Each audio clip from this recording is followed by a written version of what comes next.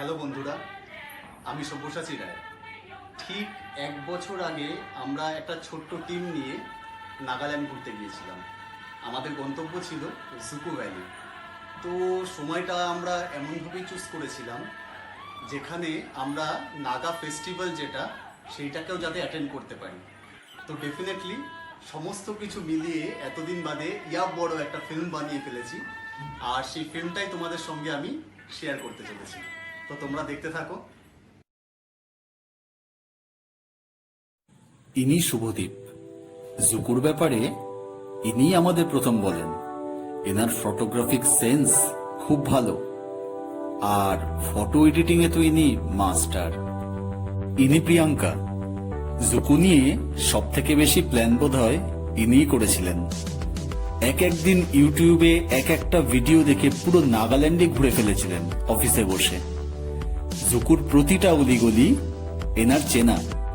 ইনি পলাশ, ঘুরতে খুব ভালোবাসেন, আর যে কোনো জায়গায় গিয়ে মুড়ি আর বিস্কিট খেয়ে কিভাবে দিন কাটাতে হয় তার টিউটোরিয়াল ইনিই দেবেন। ডিম খাওয়া নিয়ে কেউ এনাকে কিছু বলবেন না।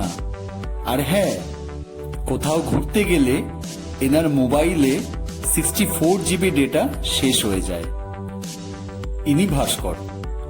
এনার ব্যাপারে একটাই কথা বলবো, চিকেন চিকেন আর চিকেন, আর কিচ্ছু চাই না। জুকু ভ্যালির মতো ট্রেক কিভাবে কাপড়ের প্যান্ট, হাওয়াই চপ্পল আর হাতে বাজার কলকাতার ব্যাগ নিয়ে করা যায় তার টিউটোরিয়াল ইনিই দেবেন। ইনি জ্যোতি। অফিসের মতো জুকু ভ্যালিতে গিয়েও কোনো কথা বলেনি, শুধু উপভোগ করেছেন। তা ভালো। ইনি শিবা। খুব উত্তেজিত হয়ে গিয়ে ইনি এনার থেকে বেশি ওজনের ব্যাগ ঘাড়ে তুলে ফেলেন। এনার প্রিয় খাবার মায়ের হাতের রান্না। নাগাল্যান্ডে গিয়ে প্রতিদিন খাওয়ার সময় এনার মুখ বাংলার 5 হয়ে যেত। খুব মজা করেছেন ইনি জুকুতে গিয়ে। ইনি অংশু।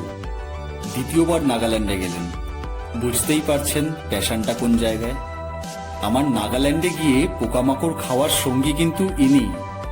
আবার ইনি আমার মনের খুব কাছের একজন বন্ধু, তাই আমার বেশিরভাগ ট্যুর এনাকে নিয়েই করা। ইনি এই ফিল্মে ক্যামিও রোলে অভিনয় করেছেন। ইনি শরণিক।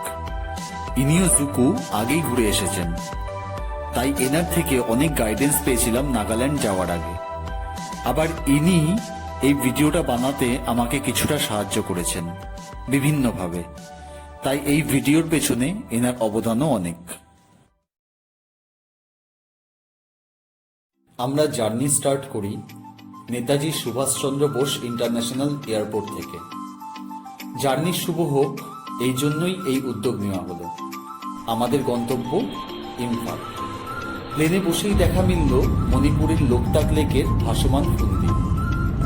কোনোদিন এখানে রাত কাটানোর স্বপ্ন দেখি। জার্নি অনেক লম্বা হলেও আমরা ইম্ফল হয়ে নাগাল্যান্ড গেলাম, কারণ রাস্তা তুলনামূলক ভালো এই দিকের। অপর রুট হলো দিমাপুর। হাইওয়ে তৈরি হওয়াতে আমরা ওই দিকটা অ্যাভয়েড করেছি যাওয়ার সময়। ফেরাটা যদিও দিমাপুর হয়েই। রাস্তায় আমরা লাঞ্চ সারি একটা ধাবায়। মণিপুরি খাবার খেয়ে বুঝেছিলাম আমাদের জন্য কি অপেক্ষা করছে বাকি দিনগুলো। জাখামা পৌঁছাতে সময় লাগে প্রায় 5 ঘন্টা। মাঝে আমরা সেনাপতিতে একটা হল্ট মারি, তারপর সোজা ডন হোমস্টে।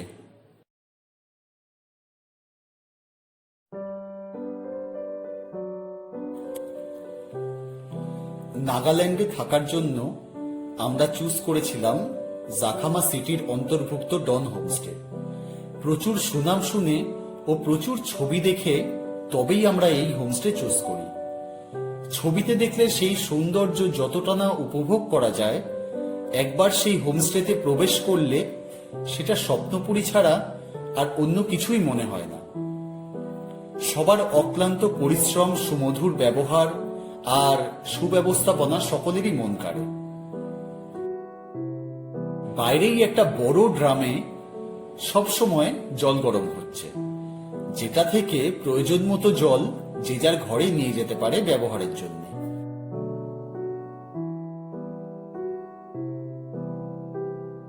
দোতলায় আমাদের পূর্ব দিকের ঘরের ব্যালকনি থেকে পুরো জাকামা শহরটাকেই দেখা যায়।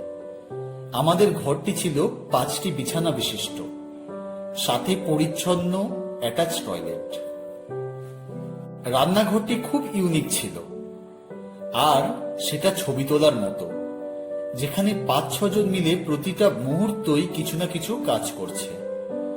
আর খাওয়া দাওয়া যেন আজও আমাদের সবার মুখে লেগে আছে। পরের দিন জুকু যাওয়ার পরিকল্পনা চলছে দিনরাত।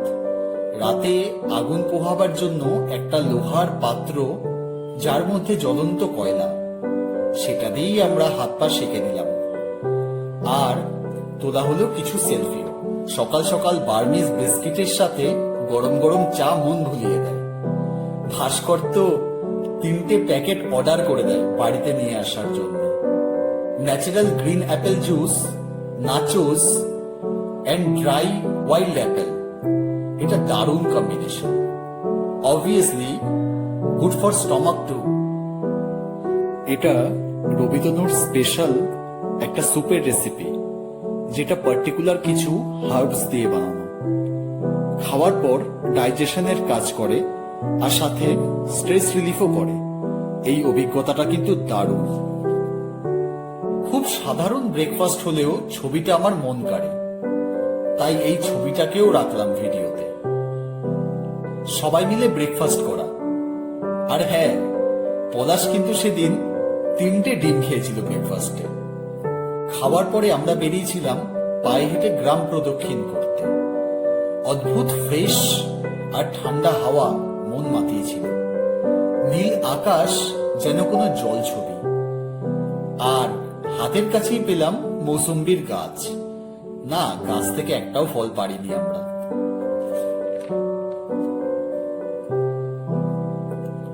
এটা এমনিই দিলাম। এরপর আসি রবিতনুর ক্যাকটাস আর লিলি, অর্কিড, কলসপত্রী ইত্যাদি বিভিন্ন ফুলের কালেকশন নিয়ে। মন কাড়ে তার এই অসাধারণ কালেকশন।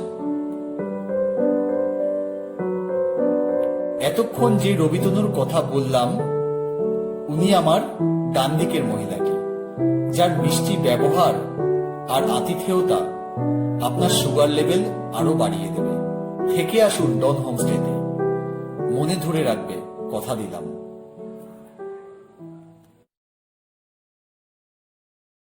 জুকু ভ্যালি যাওয়ার জন্য 2টো ওয়ে আছে নাগাল্যান্ড থেকেই। এক বিশওয়ামা, 2 জাখামা। আমরা বিশওয়ামা থেকেই পারমিট করাই। বিশওয়ামা থেকে আবার 2টো ওয়ে আছে ভ্যালিতে পৌঁছানোর জন্য। আমরা তার একটা দিয়ে উঠি যাওয়ার সময়, আর অপরটা দিয়ে নামি ফেরার পথে।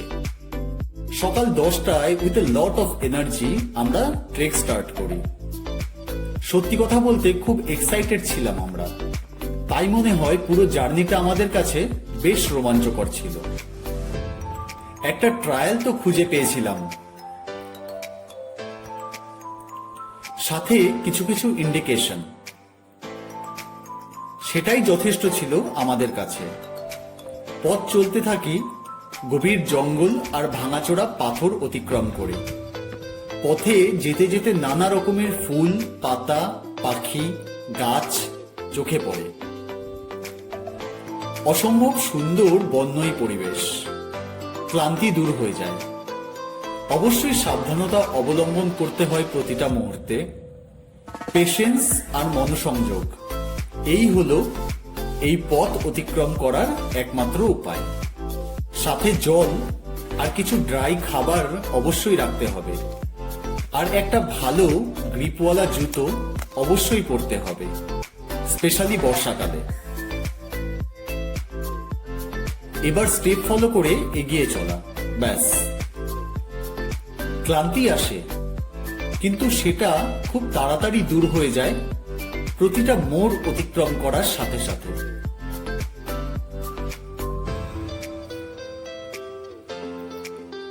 1000 মিটার খাড়া পাথর বেয়ে উঠতে হয় আমাদের। বারে বারেই মনে হয় কখন দেখতে পাবো সেই ভ্যালি।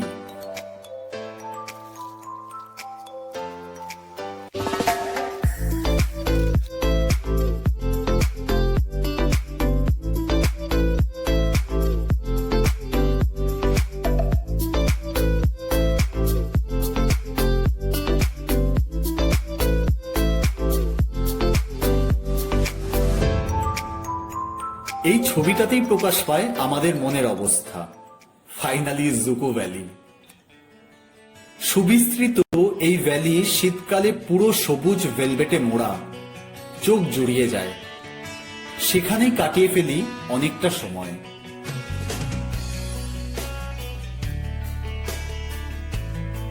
মাঝে মাঝেই দেখতে পাই পোড়া কিছু মৃত গাছের অংশবিশেষ, যারা মাথা তুলে দাঁড়িয়ে আছে।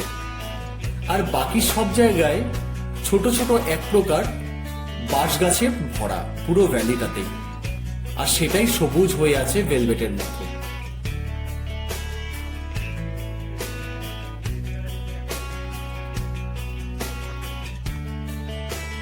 হাই ভিডিও আছি তো। High by. পথ চলতে থাকি আমরা।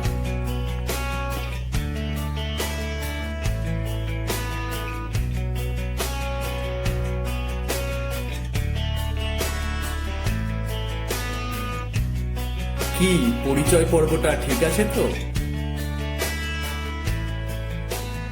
পথে চোখে পড়ে নানা ধরনের সাইনবোর্ড, আর তাতে বাইবেলের কিছু কথা, যা আমাদের বারে বারে ইন্সপায়ার করে। পেছনে সাবধানে। ইয়া দাঁড়াও, ভয় পাচ্ছ? হ্যাঁ, পেছনে আসো, পেছনে আসো, পেছনে আসো, পেছনে আসো, পেছনে আসো। ও কিন্তু চলেই এসেছিল অর্ধেকের বেশি। পিকার ওরকম ভয় পাচ্ছে, ও পেছনে আসো, আমি ওকে নিয়ে যাবো। ঠিক আছে, শুভদীপ ক্যামেরা দেবে। হ্যাঁ, আমি ক্যামেরা তোমাকে দেবো না, তুমি যাও যাও যাও যাও। পাটা ফেলো, যদি পাটা ধরো, তুমি পড়ে না গাছ। এইটাতে পা দেবে, এই যে এরম ভাবে পাটা নিয়ে এসে এই, বুঝতে পারলে? এটাতে পা দেবে, দেন এটাকে ধরবে, ধরে এটাতে পা দেবে, দিয়ে চলে আসবে। এবার তুমি আসো। দূরে চোখে পড়ে আমাদের ট্রেকার হাট। আরো এক্সাইটেড হয়ে পড়ি আমরা। এইভাবে প্রায় 3 ঘন্টা চলার পর আমরা পৌঁছে যাই জুকো ভ্যালির ট্রেকার হাটে।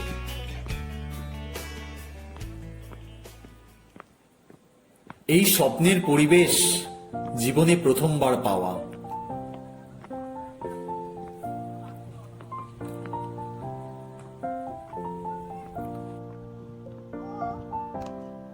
বিশ্রাম ঘর, ছোট্ট একটা দোকান, ট্রেকার হাট যেখানে আমরা থাকবো রাতে, মেমোরি, খাওয়ার জল, রান্নাঘর, আর্টিস্ট ক্লাব, ধ্যানমগ্ন পলাশ, টেন্ট, গল্পগুজব, খুশির মুহূর্ত, কাপ ম্যাগি। বাকিটা তোমরাই দেখে নাও।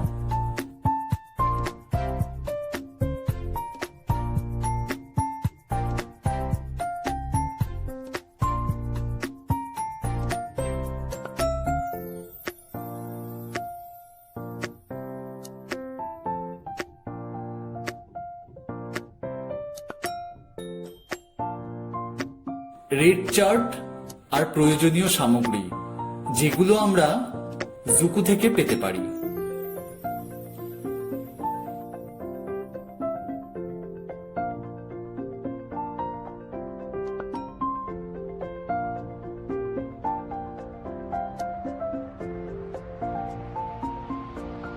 সবশেষে রাতের খাবার।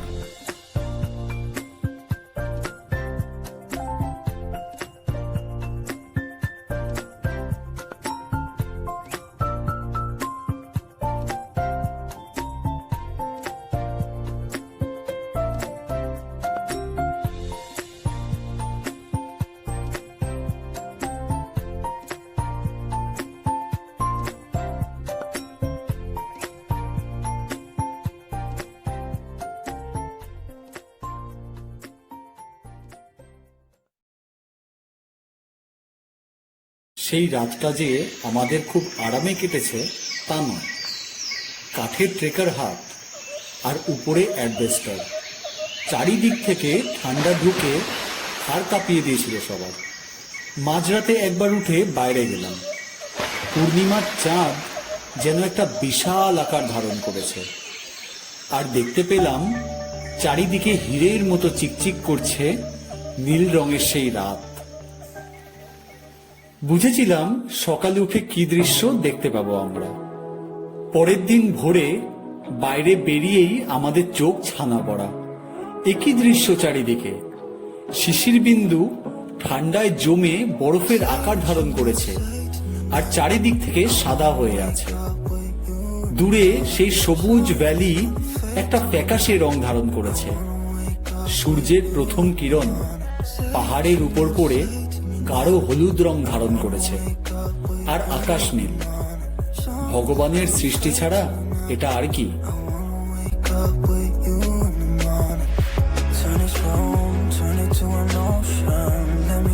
জ্যোতি আর আমি নিচে নামতে থাকি পাহাড়ের কোল ঘেঁষে।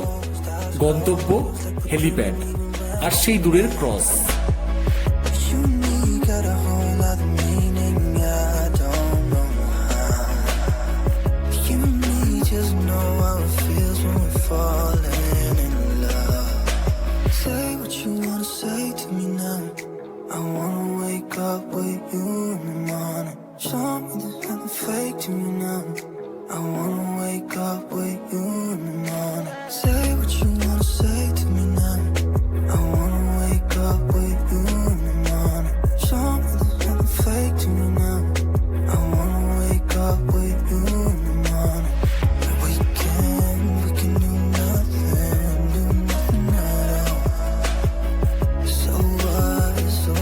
প্রতিটা মুহূর্ত রং বদলায় এই প্রকৃতি। প্রতিটা গাছ জুড়ে শিশির বিন্দু একটা নৈসর্গিক পরিবেশ সৃষ্টি করেছে। আমরা চলতে থাকি জুকুয়ের বুক চিরে।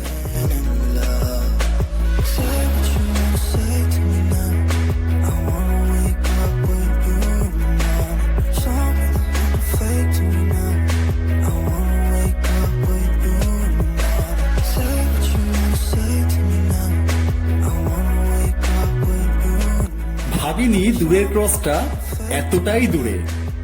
পথ চলতে থাকি আমরা। অনেকটা দূরে গিয়ে পেলাম একটা ছোট্ট নদী, আর তার পাশে একটা বড় পাথরের টিলা, যাকে অনেকে কেভও বলে।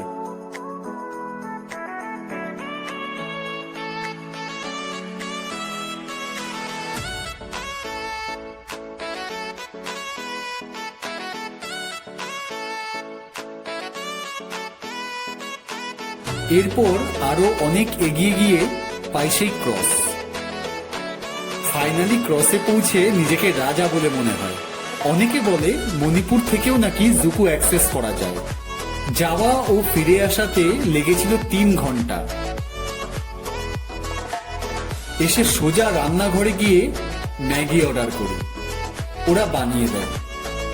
কিন্তু সেই এক ম্যাগি যেটা আমাদের এখানে 5 মিনিট টাইম নেয়, সেটা ওখানে সময় নেয় 30 মিনিট। এবারে আমাদের ফেরার পালা। ফেরার সময় আমরা বিশ্বমার অন্য রুটটা ধরি।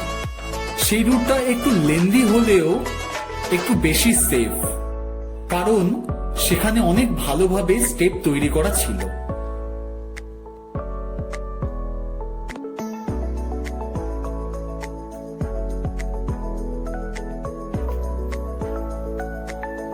এইভাবেই শেষ হয় আমাদের জুকু সফর।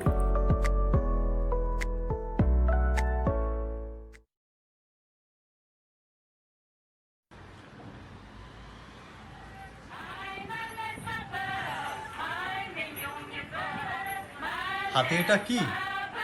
এটা হলো নাগা ফেস্টিভ্যাল থেকে আনা নাগাল্যান্ডের একটা ট্র্যাডিশনাল গ্লাস, যেটাতে করে ওরা রাইস বিয়ার সার্ভ করে, আর আমরা এই গ্লাসেই রাইস বিয়ার খেয়েছিলাম। কিন্তু এখন যে কি খাচ্ছি সেটা কিন্তু একদমই বলবো না। তাহলে এইটা খেতে খেতেই বাকি ফিল্মটা দেখা যাক, ঠিক আছে?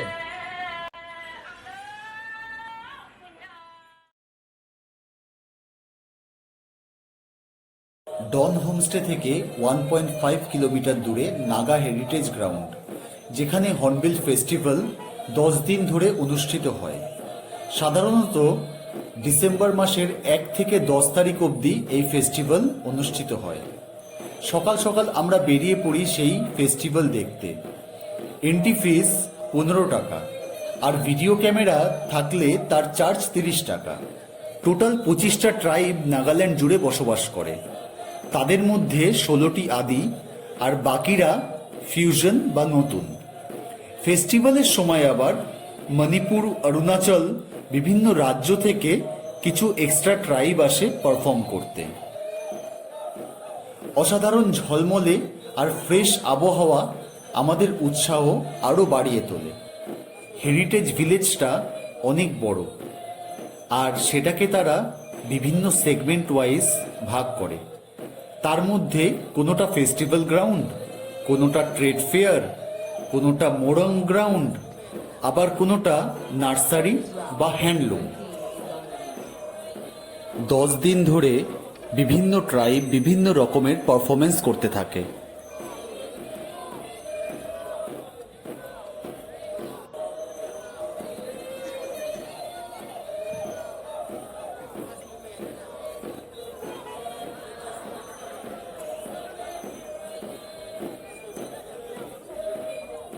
যেহেতু আমরা মাত্র একদিন সময় দিতে পেরেছিলাম, তাই পুরোপুরিভাবে এই ফেস্টিভ্যালটা অ্যাটেন্ড করা আমাদের পক্ষে সম্ভব হয়নি।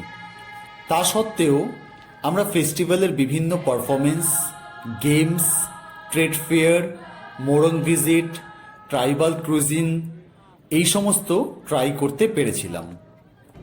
যে বড় স্টেজটি দেখা যাচ্ছে সেই স্টেজে প্রত্যেক দিন সন্ধেবেলা বিভিন্ন রকমের পারফরমেন্স হয়।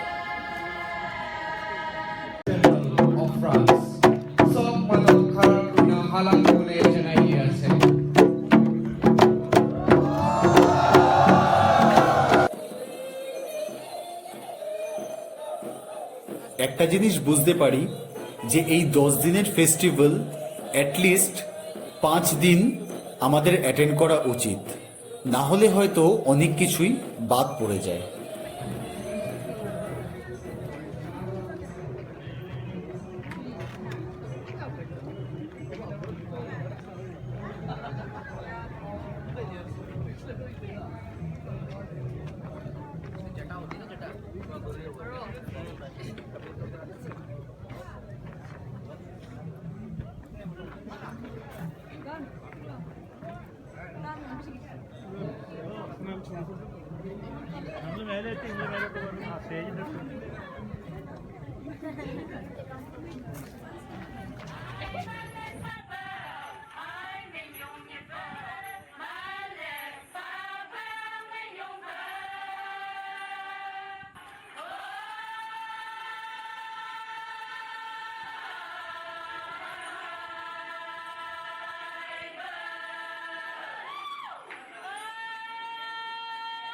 প্ল্যান মতো পার্টনার অফ ক্রাইম অংশুর সাথে মিট হয় এখানে। তারপর বিভিন্ন ধরনের মোরং আমরা ভিজিট করতে থাকি আর জানতে থাকি বিভিন্ন ট্রাইবের ট্র্যাডিশন, ফুড, অ্যাটায়ার, কালচার ইত্যাদি সম্বন্ধে। আমরা দুজনে মিলে অনেকগুলো রাইস বিয়ার খাই। রাইস বিয়ার হলো নাগাল্যান্ডের লোকাল ড্রিঙ্কস, সেটা খুবই ফেমাস আর স্বাদ সত্যি অতুলনীয়। তার সাথে ট্রাই করি সিল্ক ওয়ার্ম, পর্কের কিছু স্পেশাল প্রিপারেশন যেগুলো পার্টিকুলার কিছু ট্রাইবসেরই স্পেশালিটি।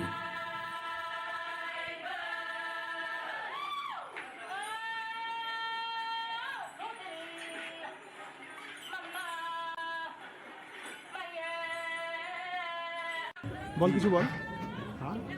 অরিজিনাল পর্ক হাতে ধরে আছি। সেসমি ট্রাইব এরা এইভাবে পর্কটাকে ভালো করে বার্ন করে জিনিসটাকে তৈরি করে। This is the fire, this is the smoke, this is the pork, My and this is the goodness. prepared pork. And this is our live pork. And see, this is the oil. And this is the We're live. gonna try it right now. And you are the live pork. Yep, Thank yep. you. এখানে tribal হাটে এসে এখন একটা অভিনব পদ্ধতি, এখান দিয়ে মানে কল দিয়ে জল পরে বাঁশের মধ্যে জল রাখা আছে, এখানে স্যাভলন রয়েছে, এভাবে হাত ধোয়া যায়।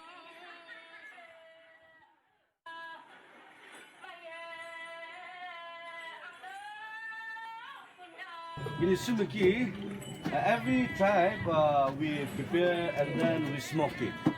But then what we simply do is we boil it, we clean it, and then after boiling and cleaning, we smoked it. we smoked it. We don't simply smoke it. See, if you make a big fire, it smoke very fast, but then that doesn't taste good. You make a fire and let the steam, let the fire steams smoke the. অসাধারণ এক অভিজ্ঞতা নিয়ে ফিরি আমরা। অবশ্যই আবার যাওয়ার ইচ্ছা প্রকাশ করি। এইভাবেই শেষ হয় আমাদের নাগাল্যান্ড ভ্রমণ।